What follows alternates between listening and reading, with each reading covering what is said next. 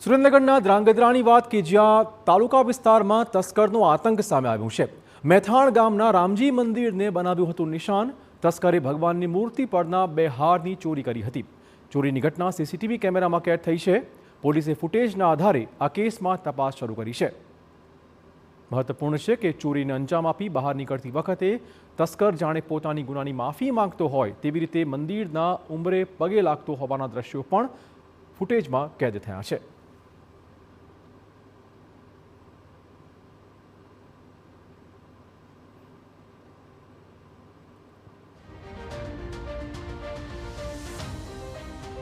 તો ધ્રાંગધ્રા તાલુકાનું મેથાણ ગામ કે જ્યાં રામજી મંદિરમાં ચોરીની ઘટના બની છે। મૂર્તિ પરના બે હારની ચોરે ચોરી કરી હતી। જોકે ચોરી કર્યા પછી આ ચોર પગે લાગતો પણ નજરે પડ્યો છે।